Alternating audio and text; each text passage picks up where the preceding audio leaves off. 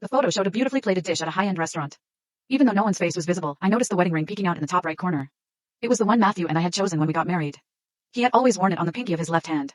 He didn't want others to know that he was already married. How ironic. The ring that was supposed to symbolize marriage had become a symbol of Matthew's single life. On Tyler's 6th birthday, he was having a candlelit dinner with his lover at a fancy restaurant. All the bitterness I felt turned into calm. I liked the post and put my phone down. Then, I turned to put the birthday hat on Tyler. Tyler, happy birthday.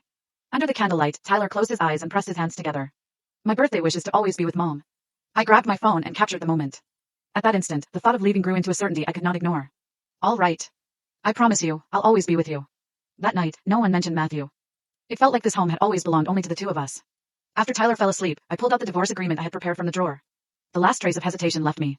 At 2 a.m., Matthew finally came home. When he saw the cake on the table, regret crossed his eyes. Sorry, I forgot. I found it almost funny. Could he not see the messages I had sent him? Or was his affair so intoxicating that he could forget everything else? I turned to the last page of the divorce agreement and handed it to him. I forced myself to stay calm.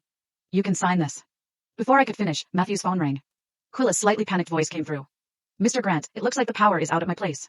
Can you come? I'm scared. Matthew jumped up with concern in his eyes. Wait. I'll be right there. After hanging up, he signed the papers without reading them. I stepped back and quietly watched him leave. I thought, Matthew, remember this forever. You chose to walk away from this home. The next day, I returned to the office to hand over my work. Matthew came to me with a neatly wrapped gift. It's Tyler's birthday present. I forgot to give it to him yesterday. I paused in surprise, then took the gift and opened it. It was a toy puppy. Tyler was terrified of dogs. When he was 5, Matthew had taken Tyler to an amusement park. He let go of Tyler's hand midway because he ran into a friend. Tyler got separated from him and got lost in the crowd. When we finally found him, he was crouched on the sidewalk. He was shaking with fear because there was a stray dog nearby. Since then, dogs had been his worst nightmare.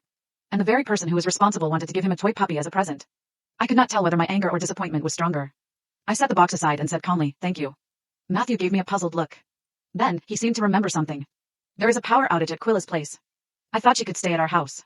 You don't have to work today. Pack your things and take Tyler out for a couple of days.